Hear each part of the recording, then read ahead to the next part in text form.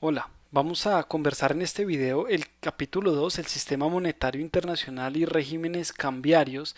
Recuerda que esto es un libro que se llama Finanzas Internacionales de Zbigniew Kosikowski, su tercera edición. Hace parte de la parte uno del libro, el tipo de cambio y las condiciones de paridad. Primero vamos a empezar a hablar sobre el tema de los global de los regímenes cambiarios. Y para esto es importante introducir el tema o el concepto del sistema financiero internacional.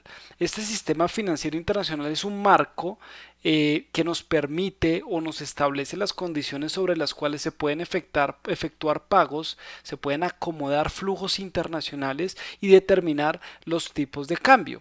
Aquí el tema del sistema financiero internacional es que todos entramos a un mercado casi que común sobre el cual nos regimos sobre unas reglas casi que homogéneas para cada uno de los países, por ende hay un tema de una pérdida un poco de la soberanía nacional y las medidas que se deben tomar no son tan discrecionales o tan fáciles cuando se hace parte pues del sistema financiero internacional.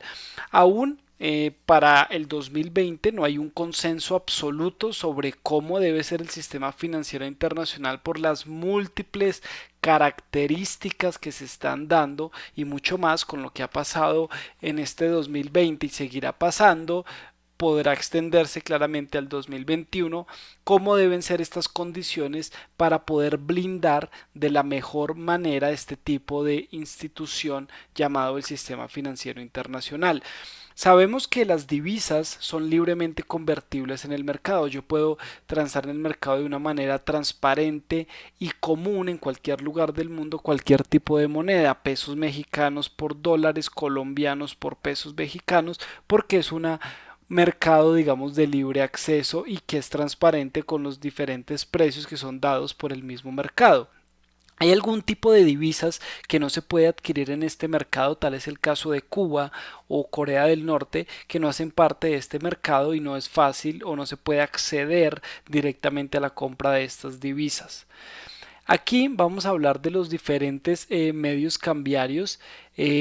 Uno puede ser el tema que no existe una moneda legal, es decir, nosotros no tenemos un país que no tenga una moneda como tal, sino se usa la de otro país. Tal es el caso de Ecuador, que empezó el proceso de dolarización, o tal es el caso del euro, donde diferentes países de la Unión Europea tienen una moneda común para sus transacciones. Hay otro tipo de medios cambiarios que es digamos que es conocido como el Consejo Monetario, en el cual la moneda nacional es convertida a una tasa fija y se hace una conversión directa a una moneda fuerte. Tal es el caso de Hong Kong.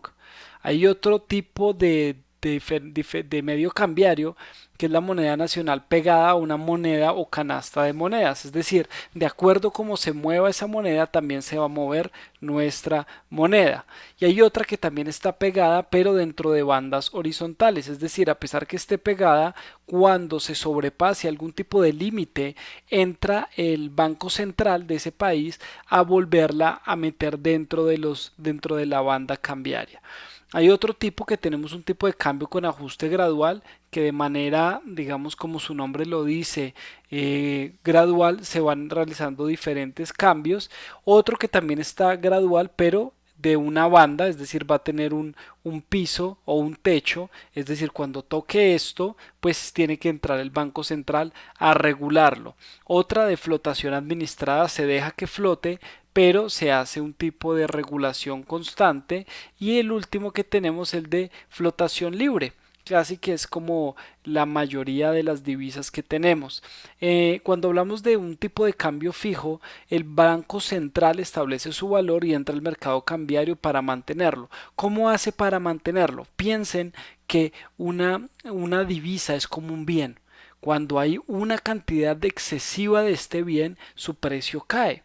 Entonces, si quiere volver y levantarlo, pues lo que hace es sacar dinero de la economía. Recuerda también que cuando tú hablas de una moneda, pensemos en el peso mexicano, que por ejemplo está en 20 y ahora su precio es 25, es decir, está perdiendo valor. Es un poco confuso porque uno dice pasa de 20 a 25 horas mayor. No, pero tengo que dar más pesos para conseguir un dólar. Entonces es lo que se llama pues una devaluación como tal de la moneda.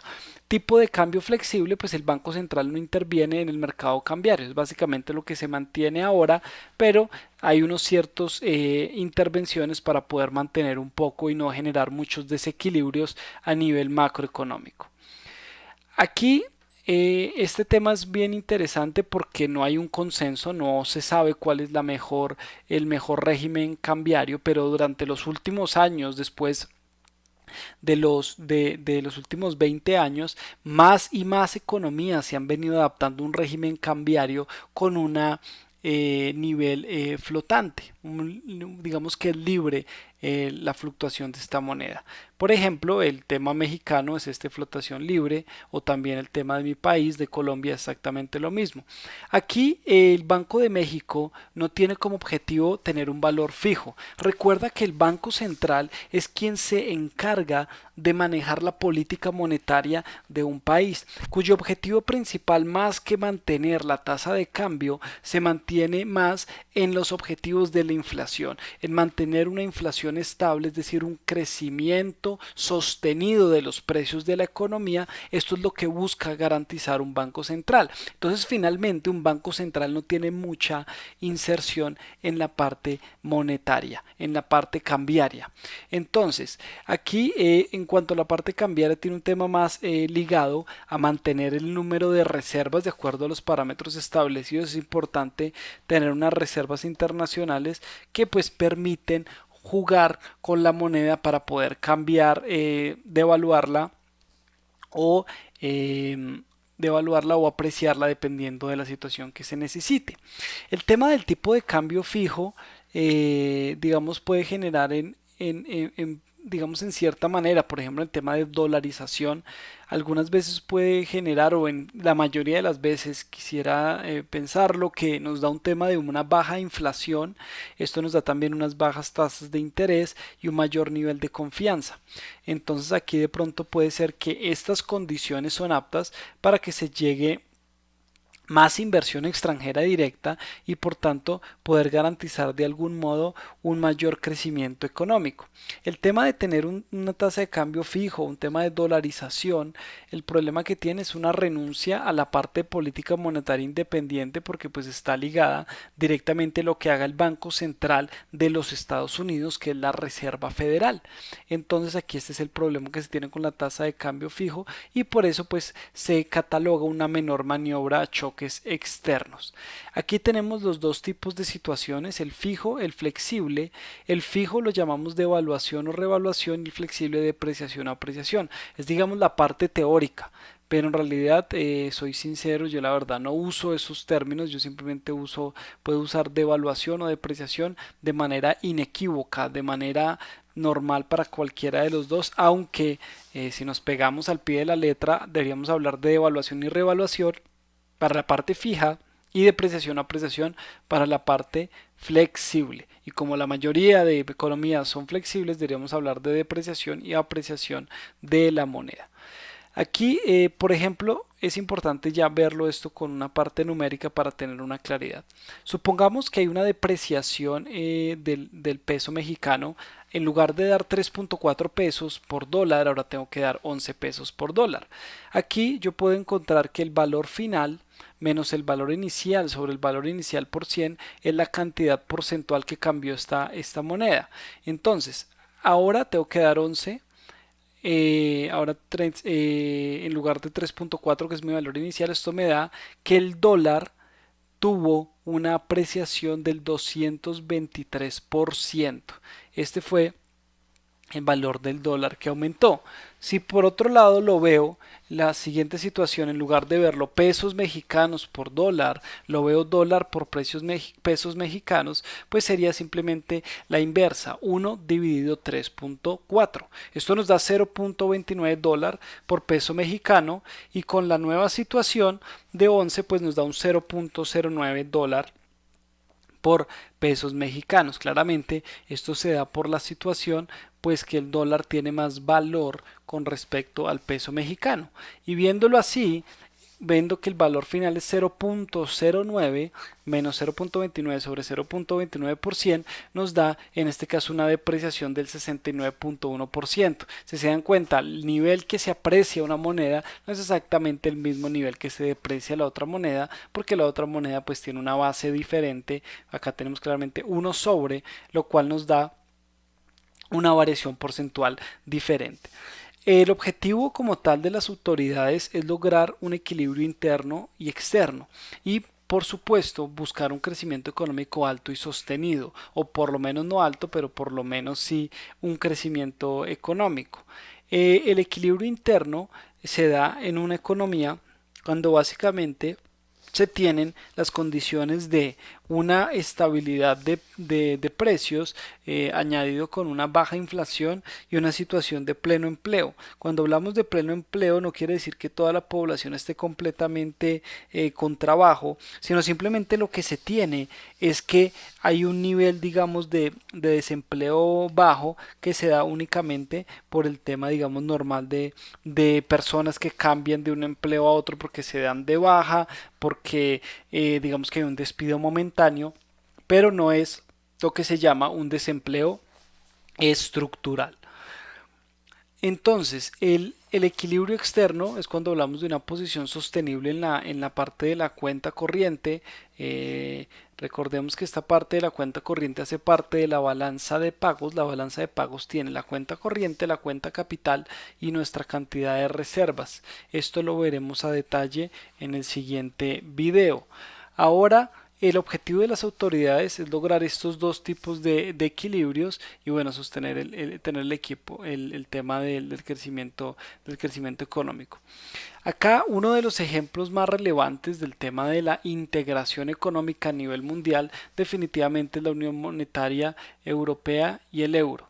En 1979, países de la Comunidad Económica Europea ya estaban pensando en un tema de una moneda común para estos países, por lo cual se empezó el proceso por medio de la creación del sistema monetario europeo, y este fue la preparación del camino para la Unión Económica Europea. En el año 91 se firmó un tratado para la creación de la Unión Europea para una moneda común, banco común, y para esto pues se tenían que dar unas condiciones. Los países tenían que tener un déficit presupuestario por debajo del 3% del PIB.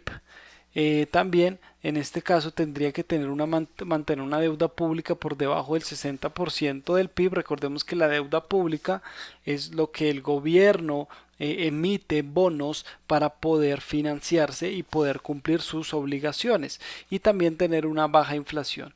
Y por último tenemos el tipo de cambio dentro de un régimen digamos que establecido. Ya en el año 90, en el 99, estos países renuncian a la soberanía monetaria, pero mantuvieron la soberanía fiscal. Es decir, seguían manteniendo su propio nivel de tasas de tributarias que iban a cargar a las empresas, a las familias, a las personas en general, pero la parte monetaria ya no sería regido por un banco central único de cada país, sino por el Banco Central Europeo, que se encuentra en Frankfurt, Alemania, donde va a regir cómo se va a mover la política monetaria de un país, básicamente pues su oferta monetaria. Durante estos dos primeros años no hubo, digamos, que presencia del euro, solo se manejó el euro como pagos interbancarios para ir acomodando el sistema, pero ya en el 2002 hubo una introducción de billetes y monedas, y en junio se retiraron finalmente las monedas nacionales. El Banco Central Europeo fijó como criterio fundamental mantener la inflación. Entonces aquí nos damos cuenta otro banco central cuyo objetivo es mantener la estabilidad de precios en la economía. Tal es el caso del Banco Central Europeo. ¿Cuáles son las ventajas que se han empezado a ver del euro? Hay un tema de reducción de costos de transacción. Simplemente cuando se hacía una transacción de una compra de un país a otro, pues era muy dispendioso comprar y vender. Fíjense, por ejemplo, Italia tendría que vender liras para comprar marcos. para poder comprarle a Alemania, o tal vez España tendría que comprar, tendría que vender sus pesetas también para comprar, en este caso también digamos por ejemplo los marcos. Entonces esto pues generaba obviamente unos costos de transacción. Imagínense un turista, que usualmente uno como turista cuando va a Europa siempre hace y viaja 10 días y conoce 15 países. Entonces, pues obviamente esto nos da una dificultad para poder movernos de manera más fácil. También un tema de incertidumbre cambiaria. Esto hace que haya un clima de un poco más asociado de estabilidad y por ende un fomento a la inversión y la competencia. De algún modo homogeniza y reduce los precios, porque pues los precios, los bienes como tal se van a mover libremente a un precio único, y pues también una promoción del comercio y una oportunidad para los inversionistas. Las desventajas principales que se ven de este sistema de moneda común es un tema de pérdida de soberanía cambiaria y monetaria, que puede hacer que si los países tienen una diferente realidad, puede ser que necesiten de instrumentos de política monetaria diferentes a los otros, haciendo que se dificulte poder sortear crisis. Esto hace también que haya una desventaja pues acogerse a cambios regionales particulares por la rigidez, y también se observó que países con monedas débiles se beneficiaron porque empezaron pues a adquirir pues países que eran como más rezagados, como España, Italia, comparado con Portugal o Grecia, comparados con Alemania, con Holanda, pues finalmente hicieron que se volvieran de un día para otro casi que monedas fuertes, ¿no? Entonces, pues eso generó una desventaja por un desequilibrio. Vamos a desarrollar ahora la historia del sistema monetario internacional desde el siglo XIX, cómo se empezaba a manejar ese tema de pagos y cómo se maneja el día de hoy. Desde finales del 19 hasta 1914 se manejó un patrón oro clásico. Este patrón oro clásico tenía, bueno, aquí en esta época no estaba en auge los Estados Unidos, era más Inglaterra, Londres como centro financiero mundial. Aquí básicamente cada uno de los países establecía el valor de la unidad monetaria en términos de oro, y esto se manejaba usualmente pues en onzas. Entonces una onza es aproximadamente unos 28 gramos, y decían, bueno, yo digo que 32 dólares equivalen a una onza. Esto quiere decir que yo puedo ir con 32 dólares al banco, y como retribución o como pago yo voy a recibir 32 gramos, perdón, una hora sí, una onza, 28 gramos de oro. Esta es, digamos, la situación del patrón oro. Pero obviamente yo no puedo poner cualquier valor, sino tiene que ser el valor exactamente al cual todo el dinero en circulación, si yo lo convierto en oro, ese oro existe porque lo tengo en mis reservas internacionales. Entonces, por ejemplo, tengo 20.67 dólares equivalen a una onza, y tengo por otro lado que para Inglaterra 4.24 libras esterlinas equivalen a una onza. Entonces, ¿cuánto equivalen dólares en libras esterlinas? Pues aquí puedo hacer una división. Esta división por ley de la oreja va a cancelar las onzas y me va a quedar 20.67 dividido 4.24. Entonces tengo que es 4.87 dólares por libras esterlinas. Y si quiero hacer lo contrario, no dólares sobre libras, sino libras sobre dólares, pues hago la división contraria y voy a tener como respuesta este valor de aquí, 0.20 libras sobre dólar. ¿Cómo se hace digamos, cómo era el mecanismo del ajuste a los desequilibrios? Hay tres tipos de teorías. Uno, que son los economistas clásicos. Cuando hablamos de economistas clásicos, hablamos principalmente de David Hume. Es básicamente uno de los padres de la economía, quienes empezaron a entender cómo era el comportamiento social y a qué se debía la riqueza de los países. Entonces los economistas clásicos empezaron a darse cuenta que pues la relación de la balanza de pagos con la cantidad de dinero en la economía Es decir, esto tiene que ver, la balanza de pagos tiene que ver cambios con el nivel de dinero en la economía, con el nivel de los precios y por supuesto con las tasas de interés. Cuando hay un déficit en la balanza de pagos, decimos pues que está saliendo más dinero del que está entrando. En este caso, como estamos hablando de oro, pues está saliendo oro. En este caso porque estamos pagando a los extranjeros y estos reclaman su cantidad de oro. Piensen por ejemplo en el tema de las exportaciones. Yo estoy realizando unos pagos y esos pagos a las importaciones. Estos pagos a las importaciones pues hace que reciban moneda local y ellos naturalmente van a convertirlo al oro y van a sacar de nuestras arcas, de nuestras reservas oro. Entonces esto es lo que se llama una déficit en la balanza de pagos. El metal constituye la base monetaria del país. Como constituye la base monetaria del país y nos están cambiando ese oro, pues se reduce la cantidad de dinero en la economía, una reducción de la oferta monetaria. Cuando hay menos oferta monetaria, los economistas clásicos indicaban que hay una reducción de precios internos. Para la época, cuando se habla de reducción de precios internos, se habla un tema de recesión. Recordemos que cuando hay menos, digamos que hay menos cantidad de dinero en la economía, el precio del dinero son las tasas de interés. ¿Por qué? Porque cuando las tasas de interés son más altas, las personas tienen incentivos a no usar el dinero, prefieren dejarlo en su banco. Por lo contrario, cuando las tasas de interés son más bajas, las personas tienden a gastar más su dinero porque el costo del dinero es más bajo. Entonces, en este caso, como hay una disminución de la oferta monetaria, pues en este caso sube la tasa de interés porque simplemente pues es más escaso el dinero en la economía. Esta reducción de estos precios internos puede llegar a mejorar la competitividad internacional del país.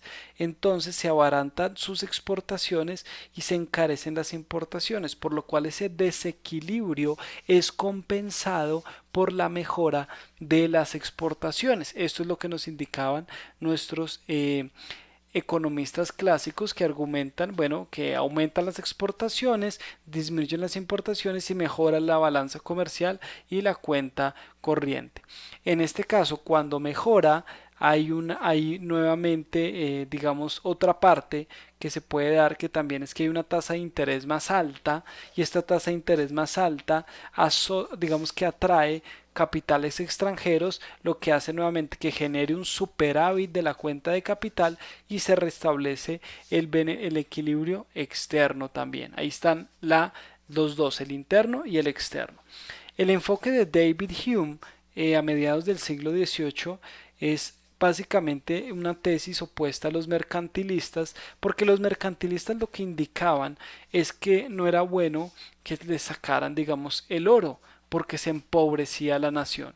Pero ya David Hume sobre esta época ya argumentaba lo contrario. Decía, no es importante o no es necesario tener el tema de la acumulación de oro o finalmente de la oferta monetaria. Lo más importante es la capacidad que tenga un país para producir bienes y servicios, no lo que indicaban los mercantilistas que era la posesión de oro. Obviamente esto, digamos, el oro facilitaba como, digamos que la ventaja que tenía es que era un proceso, digamos, automático. La desventaja que se veía era un tema de la caída, digamos, de precios que en su época pues era asociado con recesión y esto hace que es un costo social elevado y esto hace que se den de manera constante diferentes crisis. Entonces, al final, esa espera hasta que se ajuste el equilibrio interno y el externo, pues era digamos que una situación complicada porque teníamos que esperar a que se diera el equilibrio externo para poder tener un equilibrio, digamos, total. Otro proceso que se podría hacer para evitar del ajuste natural, ese proceso de la esterilización. Esta esterilización lo que hace es que entra la política monetaria a buscar contrarrestar esos cambios en la base monetaria para llegar a la situación inicial. Entonces, si hay un superávit de la balanza de pagos, en este caso la entrada de divisas aumenta la oferta monetaria, por consecuencia tenemos mayor cantidad de dinero en la economía, lo que podemos hacer es una política monetaria contraccionista. Básicamente este es un tema un poco complejo, pero para hacerlo corto, el Banco Central puede regular la cantidad de dinero que hay en la economía por medio de un proceso que se llama una operación de mercado abierto. Una operación de mercado abierto lo que hace simplemente es decir, voy a vender títulos. Estos títulos se llaman bonos de deuda del gobierno, de deuda soberana. Cuando vende los títulos decimos que recoge liquidez.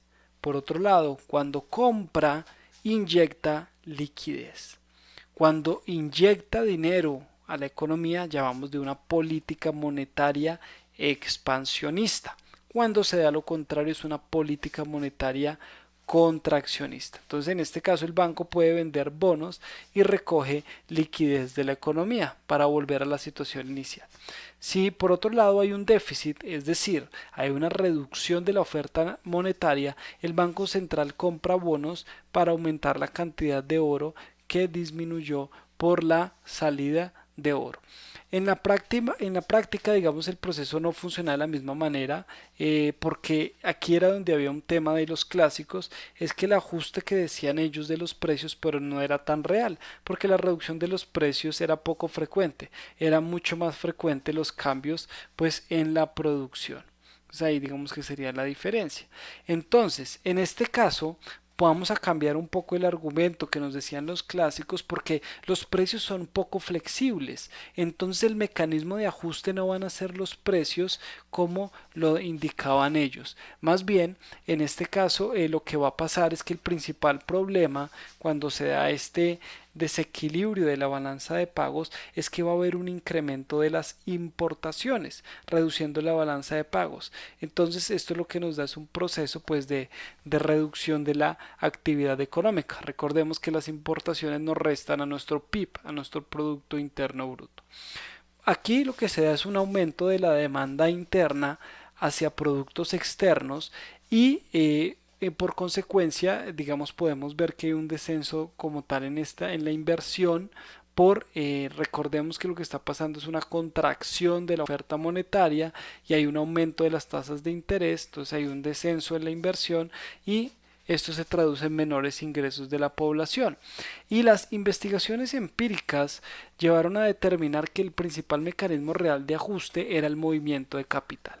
¿Qué es esto del movimiento de capital? Básicamente el movimiento de capital siempre busca rendimientos más altos, pero pues asociados a un riesgo, digamos, manejable. Cuando suben las tasas de interés, pues capitales externos buscan dónde hay esas tasas de interés más altas y se pasan allí para buscar ese mayor rendimiento. Entonces, esto se da, digamos, la situación que los son atraídos por las tasas de interés y los precios en realidad no siempre bajan, ¿no? Entonces, de esta manera lo que pudimos garantizar es que los diferentes, digamos que países para buscar contrarrestar o tener ese tipo, digamos, de política o de equilibrio, buscan un equilibrio externo.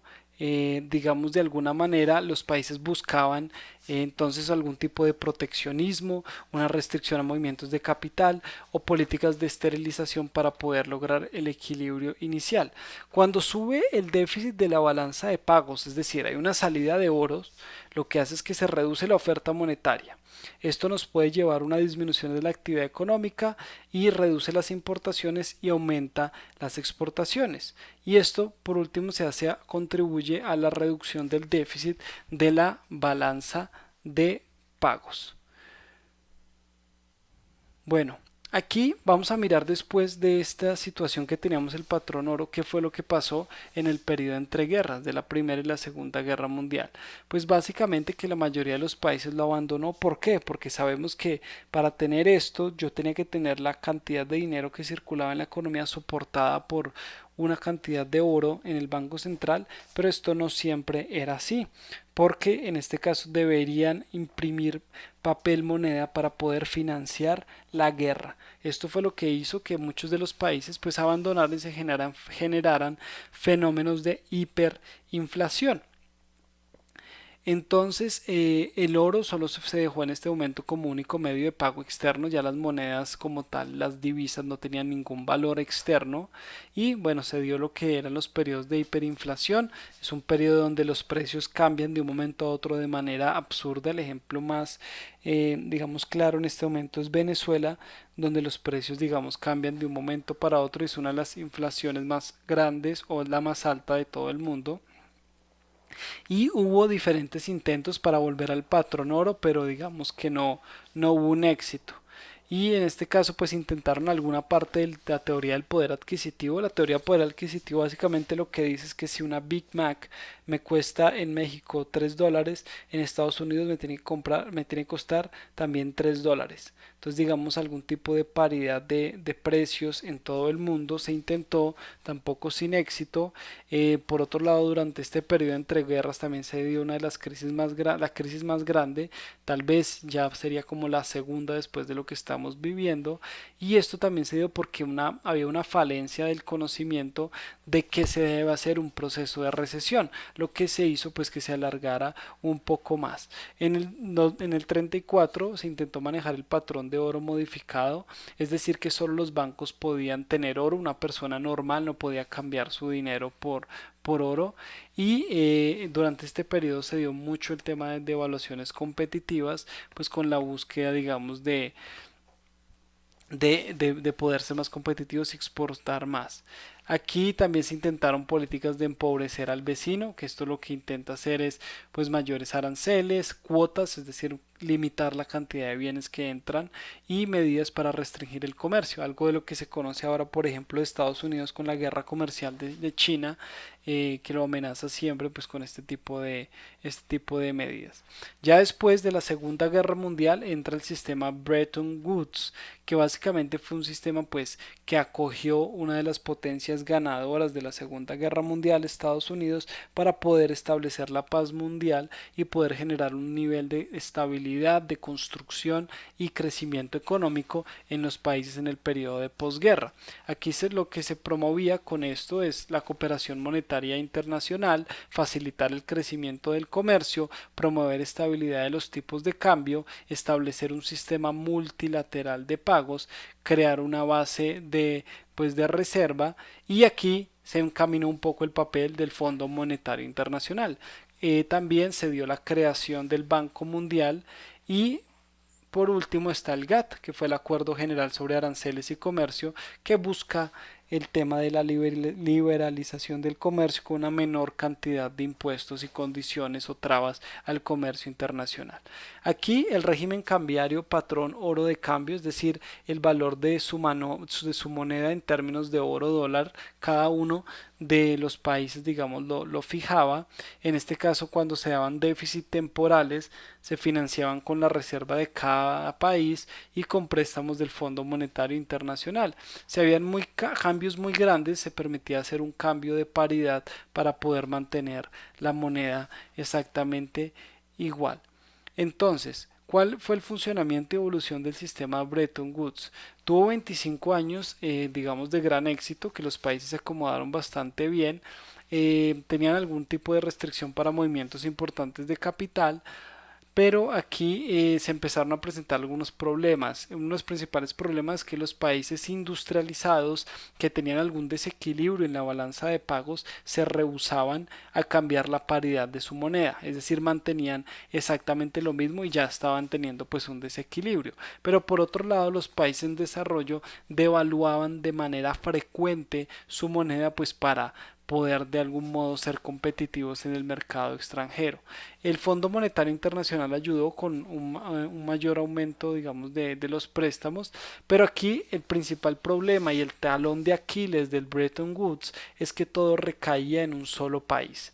Entonces esa falta de un veedor o de un organismo externo que pudiera garantizar el equilibrio mundial era un poco más complejo.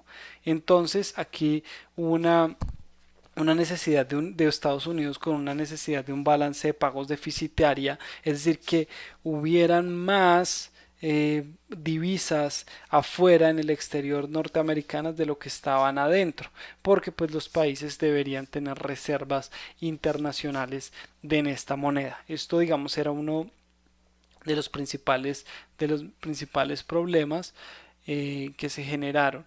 También hay un tema de señoriaje. ¿Qué es el señoriaje? El señoriaje es el monopolio para imprimir papel moneda. Pues imagínense si Estados Unidos tenía la libertad e independencia de producir o reproducir papel moneda, pues finalmente esto hacía que tuvieran el monopolio y pudieran sacar provecho, y de hecho se dice que pues esa parte de ventaja se pudo hacer para financiar en gran parte, por ejemplo, la guerra de Vietnam. Entonces empieza a haber un exceso de impresión de dinero y poco a poco, en este caso, el sistema se derrumbó por el exceso de dólares, y esto hace pues que finalmente se pierda credibilidad en la moneda y se pierda confianza. Se intentó replantear un poco este tema por medio del acuerdo Smithsoniano en el 71. Entonces se dio un proceso de evaluación de la onza para Estados Unidos, se reevaluaron las monedas fuertes que no se querían cambiar, se suspendió la convertibilidad de dólar a oro y se buscó ensanchar la paridad de tipos de cambio de 1 a 2.25%, es decir, un mayor nivel de desequilibrio de la oferta monetaria.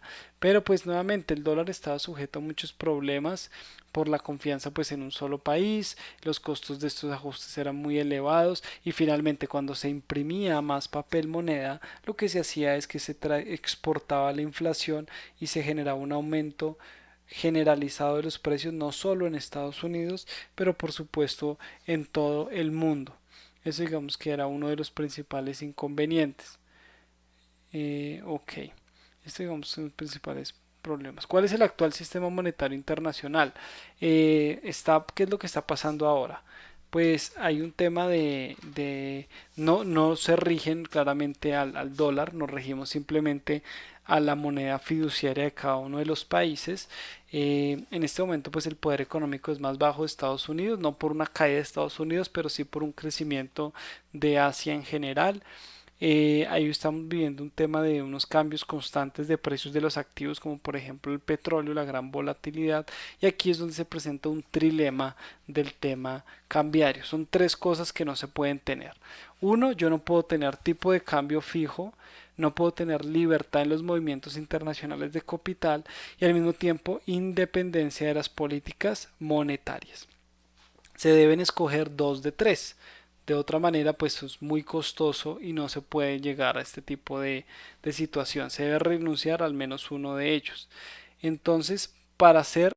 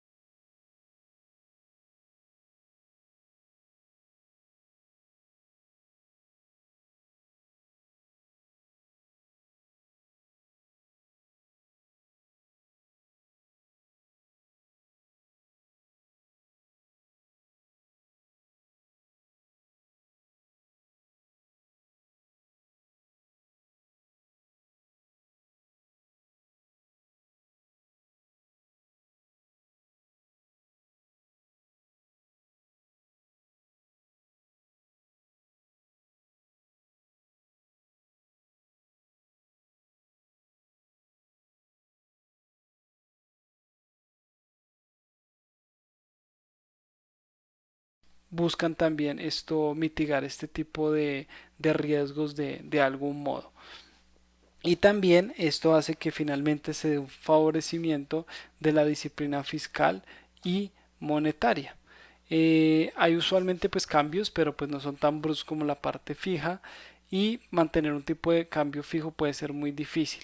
Entonces, por ejemplo, los especuladores pueden vender moneda nacional haciendo que haya más en el mercado y valga menos. Entonces el gobierno tiene que salir de algún modo a sostener este precio, lo que hace pues en este caso pues como consecuencia se va a devaluar la moneda. Para sostener esta devaluación de la moneda se pueden cambiar dólares por moneda local, sacando moneda local del mercado para que no sea tan abundante y su precio se vuelva a mantener como antes. Pero esto no puede mantenerse por mucho tiempo porque este proceso lo que hace es bajar el número de reservas internacionales. Bueno, esta era la explicación del sistema monetario internacional, el régimen, los diferentes tipos de regímenes. Espero que les haya servido cualquier cosa. Ahí les dejo mi información para que me contacten cualquier cosa. Que estén muy bien. Bye bye.